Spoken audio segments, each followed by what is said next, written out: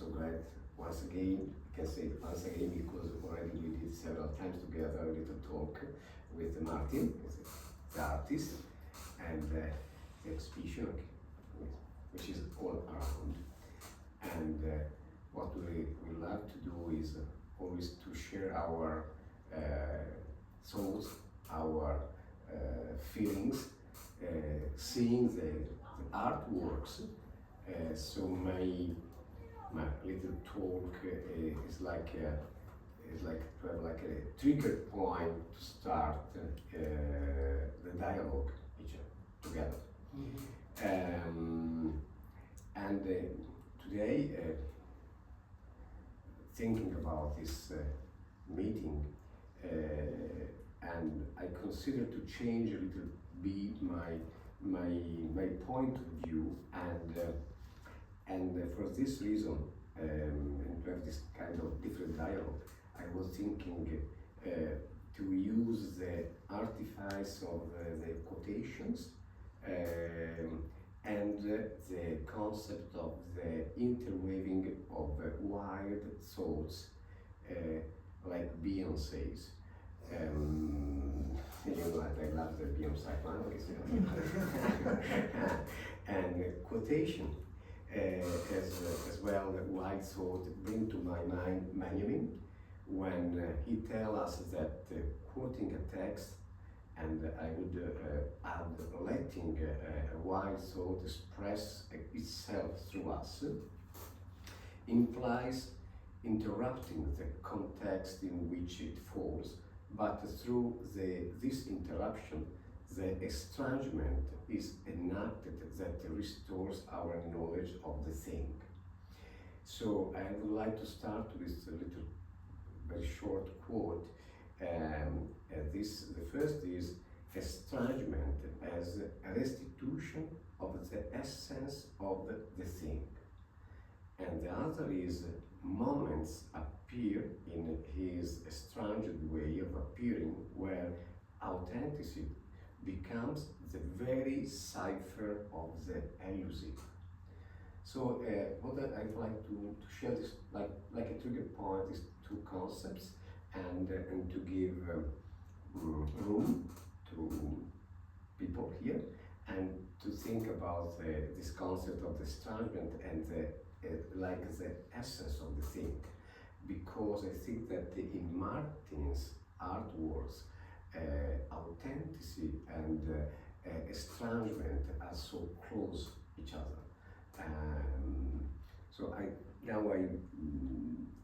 this is my first topic, and the second is starting from Martin's artwork. The beingness, what you see like the Dasein by Heidegger, and in the container in which they are found. So is to be in a place and to have the feeling of the place is a different way to capture the object. This is my second topic, and the second topic reminds the relationship between the container and the contained, and in a very different levels, like thinking about our mind like a container, our thoughts like contained, and also your artworks with different levels. And why not? We are here for a third time together speaking. Also the environment of the place, as the gallery, is also a container for artworks. It's like a little of a matryoshka of thinking together. Now I'd like to give to you, Martin, because you speak, of course, with your artworks, but also you are here, so I'd like to share your ideas, and also our friends and girls who work with us, and to open up a little dialogue with each other. Thank you. When you're talking about estrangement, yes, you don't mean the kind of estrangement what we would talk about in English, which is things being made strange from each other. No, yeah. But rather the quality of strangeness. Yeah. Yes. So when I think about what I'm trying to do, there's a Russian friend once told me that there was a Russian word which now I can't remember, which is a word for not making regular things seem strange, but to make strange things seem ordinary, Mm-hmm. or to make them seem, and I think that's more what I'm trying to do, is to take this idea of like multiple times in one painting and multiple, viewpoints and have it be that somehow you look at it and go, oh, that doesn't seem strange now. Now it seems comprehensible. Mm-hmm. So I think, it's sort of, so in that way, maybe the opposite of surrealism, because it's trying to make something, and I think that's why I'm so concerned with observing light accurately and observing the place sort of accurately. It's again, the hope is that each layer on itself would seem like a regular painting. Yeah. And they only become different or extraordinary because they're layered.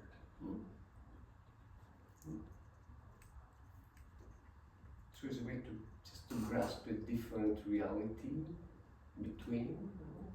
Yeah, I think I would say to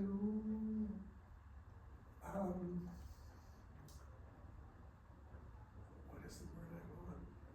To explicate, to illustrate the way I think. To illustrate, yeah? To illustrate the way I think things actually are. Physically and actually. That, time doesn't exist the way we think it does, that all these things, that's sort of what happened to me as I was an abstract painter because I thought that realism was wrong because the visual reality we see, what does it mean? And then, but I was so attracted to depicting what you see. And how could I do that without lying? So, yeah. But the container thing is also interesting. I did way back 30, 25 years ago, a whole series of large paintings also on plexiglass of the inside of my studio with all these images sort of flying around. And it was very much that, the metaphor that the inside of the studio is the inside of the head. But I think a lot of what's happening in these is also trying to, the idea of trying to escape this container. To escape, yeah. That I'm trapped in this. And so these rooms where the walls are transparent and disappear the room is me and my head, and I'm hoping that this barrier between me and the world can just become transparent, permeable.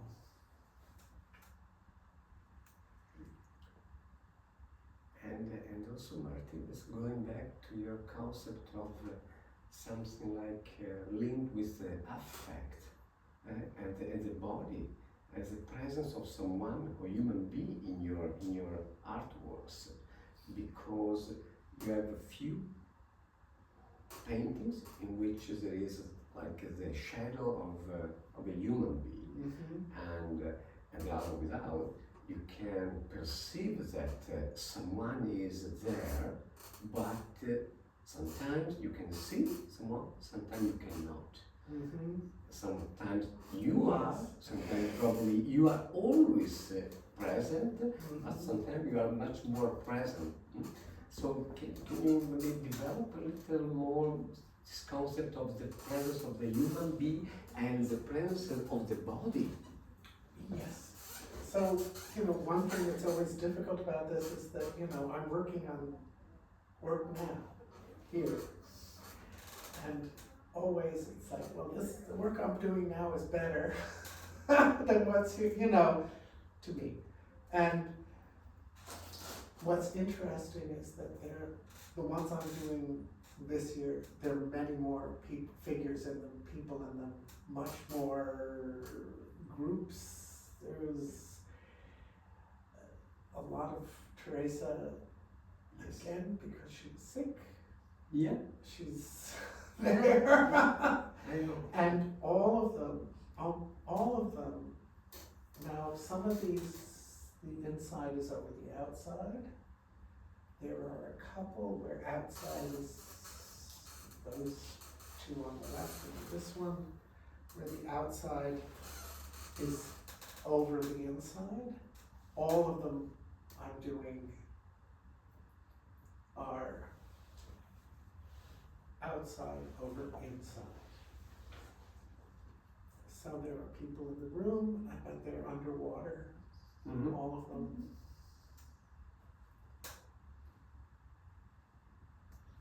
Do you have any questions, or maybe you want to? So may I ask you what triggered this change in mindset? What I can also.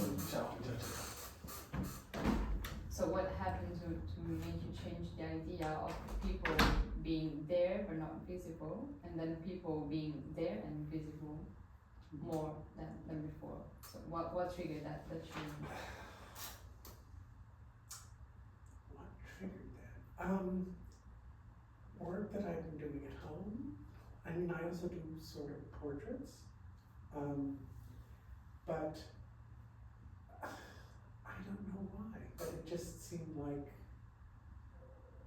once I started doing outside over inside, it felt like the rooms should have people in them. I can't explain why. And it's like a natural Yes. way of things going in that Yeah. direction. And I think always in my work, I'm like, how can I add another level of complexity? That's interesting. And if I may ask about the human figures present, we see a lot of female figures, I suppose Teresa in this case. Yes. And I was very curious about how do you approach instead the representation of your own self, which is your relationship with it.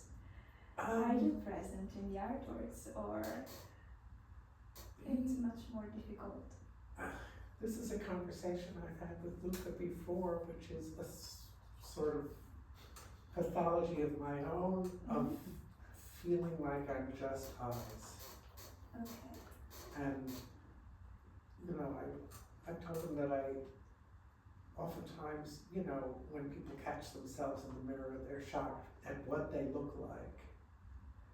But if I pass a shop window or a mirror, I'm not shocked at what I look like, but I'm shocked that I'm visible.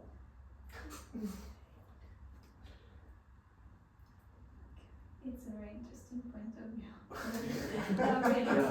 It is. Because the atmosphere that you can feel in the artworks really makes the viewer think about your personality, and I think that this describes very well the atmosphere at the same time. So it is very beautiful because the look that you convey with the artworks is a very a bit nostalgic, let's say, look, but at the same time full of feeling. And in this sense, I was very curious in knowing if you ever thought of putting also yourself in the artwork. I have done a few paintings that I'm in. Usually the image is really ghostly. Okay, very On my website there's a self-portrait. Yeah, it's, again, more than one. But in the landscape and disappearing. Thank you. About like ghosting feelings, the way you put the plexiglass, does it have something to do with the technique of the paper ghost? I don't know if you ever heard about it. The paper ghost. No, the paper ghost. It's like a magic trick, like very old one, Okay. where you put like a transparent surface, really at 45 degrees, like you did in the painting, Yeah. and you create ghosts Oh, by putting light on the people. So I think I have. I think I might because have it's heard like of it. really Yes. interesting the mix, and I thought you really that was something to do with it, but They do come a lot from, as I said before, that when I was a child, my grandfather gave me a toy theater. yeah. And I first started drawing seriously to make Yeah, the scenery, so yeah. this is sort of That came from coming from here. that. Okay. And this, actually, the other thing is that Venice I've been coming to since I was a child. So this drawing I did when I was 11 and a half. So yeah, this time I thought I'd. Okay. If I may say that people that come in to visit the exhibition, then after a little explanation of the technique and the subject, we always say that this was your first painting of Venice. We can say a first drawing of Venice, and they're all amazed by that you wrote that in here with all the other paintings of Venice. Yeah, it really shows a connection to the city and to the past and present you, and the artworks you do with the depiction of some art or the size of Venice. So yeah, it was very nice to have it here. Yes.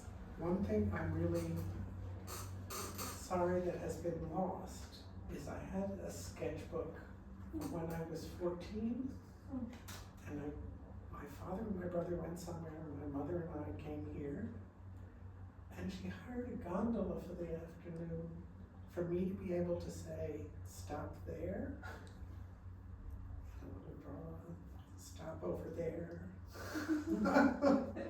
But I don't know what happened to it, you know, time, things.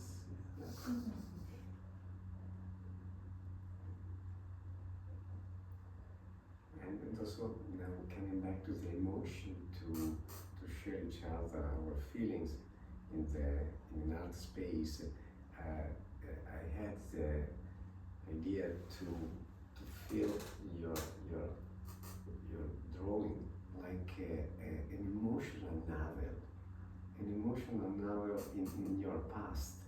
It's like to have the novel in so many different artworks with different colors, and the novel is like the right point without color that bring you back in your emotional past or your childhood. Sort of like the black and white dreams one has. Yeah. Yeah. So,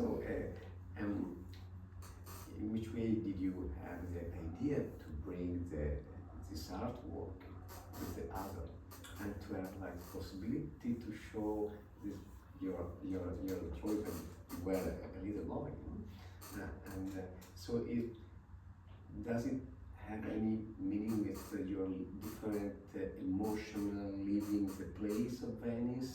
Venice with you, Venice with Martin when he was a baby, and Martin now is not a baby, but there is is always with Martin doing and painting, you know. Well, when I did the text for this one, I mentioned Yes. since childhood. So I thought, well, and Jen thought also. I showed her this and she said, you should Yeah. put it in. So, it feels good to have it here.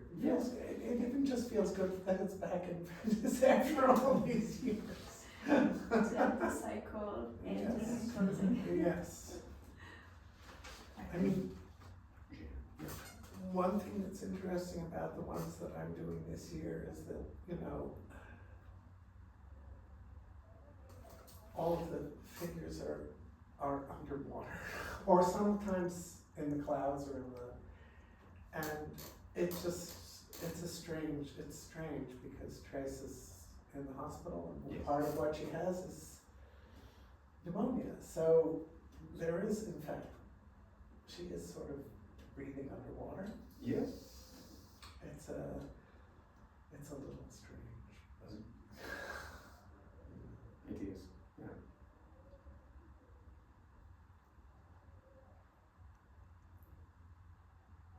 Do you remember what Jane said in April? Because I wrote, but probably I'm not sure that I can find it, because Martin now was speaking about Jane and the idea to bring here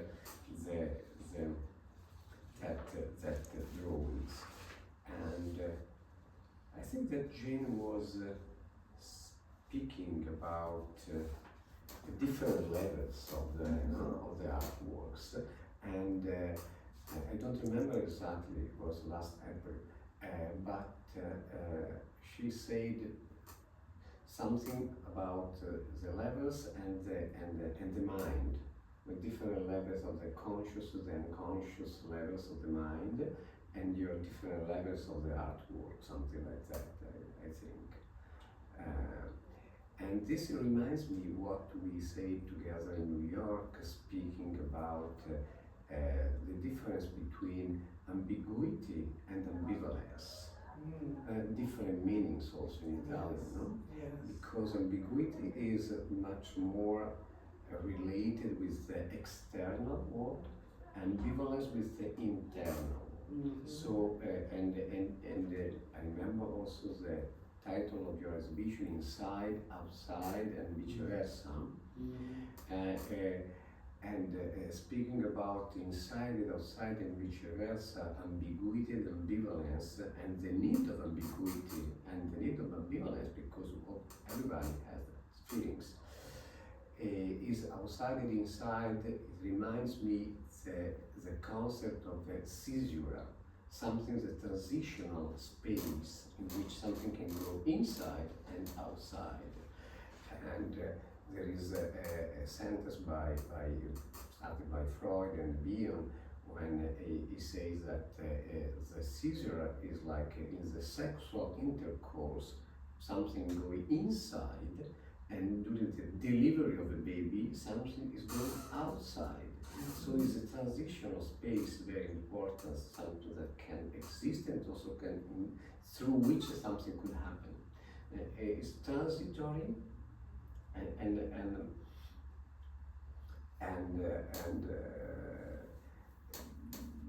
and also always the edge from which you can see two different sides, or maybe different sides. The other is probably from girls, I think. It was a woman coming here and speaking about, because it was so interesting, this experience, I don't know in which way you can say that, but this young woman was here and she was very impressed about the artworks, but at the same time also she spoke about the container, the place. But I want to give you, because I was not in that moment, but Camilla was Yeah, here. so there was these two young women that visit I've seen on the artworks, and they were very interested in the technique. And so when they were looking at it from like very closer, they started seeing the walls also, which the paintings are pinned on. And so they started looking closer at the walls and seeing all what the like the environment did to the walls, as you can see there. Yes. And so they started looking at it like a whole, like the whole room was one big artwork. And they were very interested in how the wall was kind of talking with the artworks. So yeah, that's also like the container becoming the contained, I guess so. So yeah, it was interesting seeing that from that point of view, because we only see the wall, because we know what that is and what is happening, and we don't see it from a different point of view as someone that comes here for the first time and doesn't know what Venice does Yes. to the walls. What's interesting with that has made me suddenly think about that I hadn't thought about is this is my third show here. So I don't know to what extent I'm now painting for these walls. So already painting, having it in mind what they will look like and on these walls. Yes. So And it's also interesting the metaphor in a sense, because we have different layers of painting, so different visions that come out together.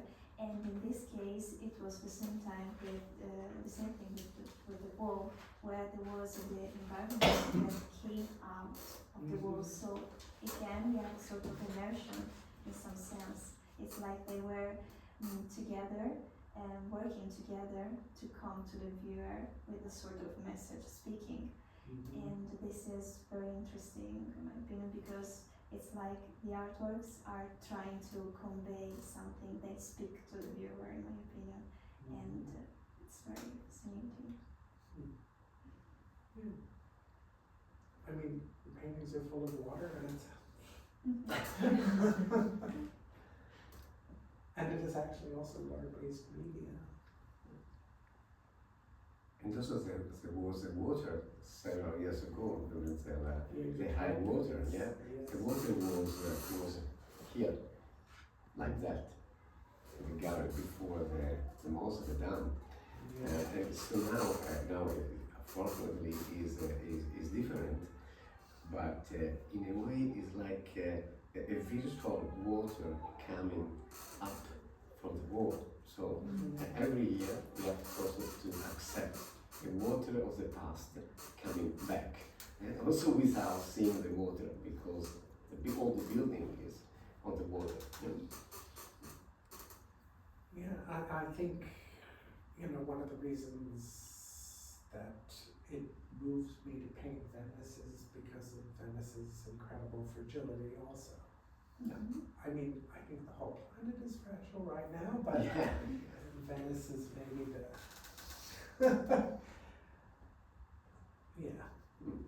one of the most fragile places. but if I may say, that's also a place that holds a lot of strength throughout the years, since it's so fragile and it's not like every other city that it's common to see them still like they were back in the days.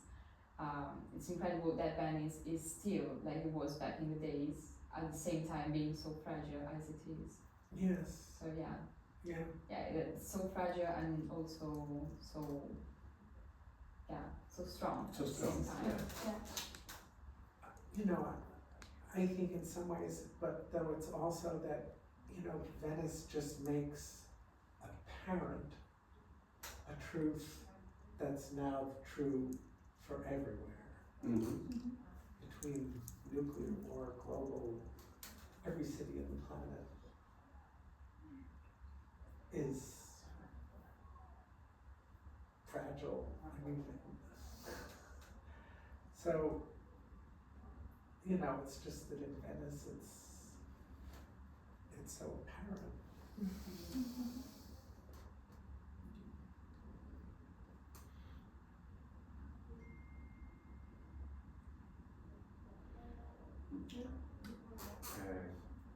But I just want to your last sentence reminded me the connection with the environment in a way. So we already spoke about this environment, but also I'm thinking about your relationship with the environment,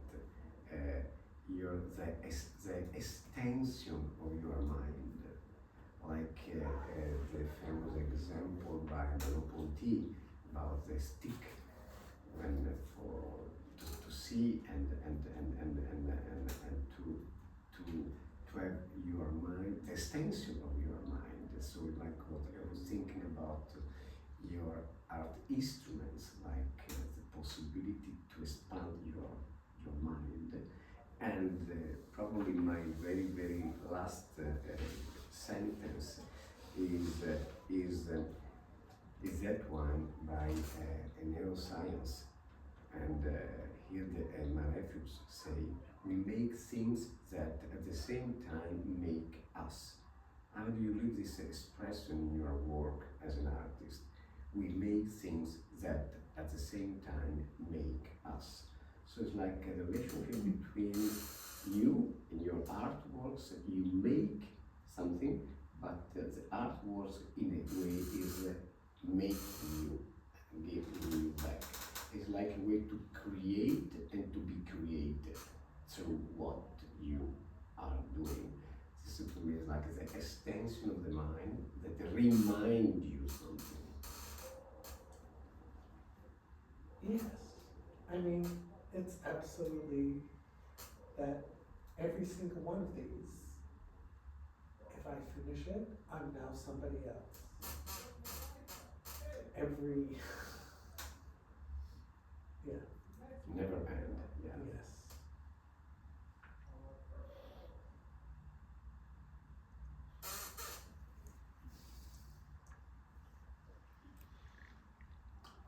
Well, let me ask another question. Yeah. Yeah, this is a bit peculiar question. It's a question for everybody, but at the same time for the artists too. And it refers to an essay by Georges Didier. The Image Burns is the title. And in this essay, he says that images burn because they are once touched by reality, by the events, and they conserve the trace of this important transformation. And so they ask the viewers just to look at them with patience, to being able to understand the exact point in which they still burn, and so to understand and unveil their message with this way. And so I would like to ask you, where do you think these artworks still burn, and what do they want to say to us? It's a very interesting, the metaphor, of course, being that, of course, in the first place, when we see something, it's literally the light hitting our retinas and hopefully not burning them, but a little. Yeah, in this sense, yeah. And, yeah, they are retinal, you know, they're realistic, you know, so to what extent do they still burn? I mean, it's not, you know, it's only reflected light that they're giving, you know, that's coming back, but, you know, the traces are there of the light that I was looking at, which again is the sun, it's burning. Yeah, you know, for me that, you know, here, even when I paint at home, whenever I get a little bit you know, who am I, what am I? I see the sunlight on the water, and I go, oh, there I am. Okay. That's my particular, you know, today on the evaporator coming and going, there's sunlight on the water. And that's, yeah, it's the sun. Okay.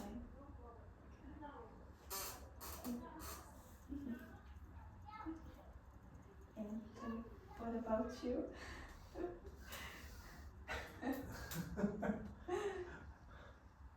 Okay. You refer to Mama, no? Yeah. Of course, you realize this is a rehash of Frankfurt School. I mean, there's very little original thinking in Huberman, which you cannot find in Frankfurt. Okay. But this figure that the artwork, the work of art, addresses you, yes?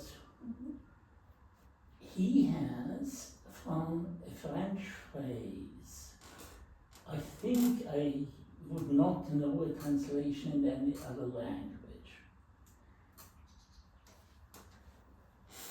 When you visit a gallery, yes, and you step out, you say, j'étais interpellé, like a policeman arrests you. Okay. It's not arrest, interpellé calls you, or it's a restriction of your freedom, which of course is a characteristic of every artwork, because whenever something changes in the world, something changes in me. This is the sense of this I'm hit. Yeah. Yes. Yeah.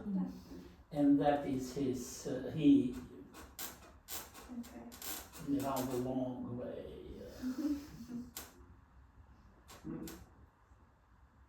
Well, and which all goes back to Heraclitus again.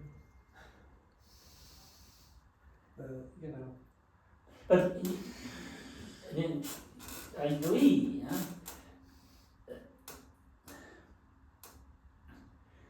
These paintings are, as the English title is, remembrances of things past. Not of temps perdu, huh? The original is lost. The English translation is of things past, yeah? And they immediately evoke in us the same sentiment. In some way, we remember that there has been something before, and all of us for a long time went to bed early when we were children. So I would see this art under this aspect. Yes, absolutely. You know, this is not every art has this characteristic. Yes. I call it, my particular thing, I call it nostalgia for the present.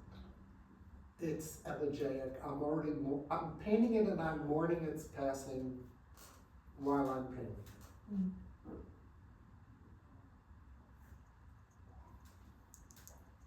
Probably in another meeting we say something like the memory of the future.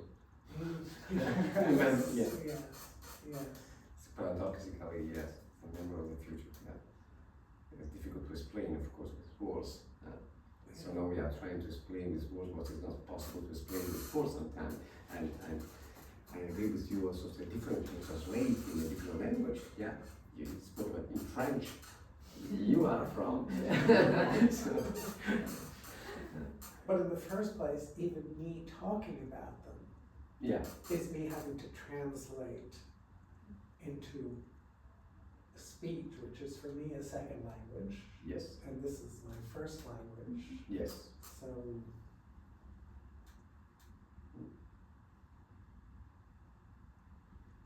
Any other questions or thoughts to share?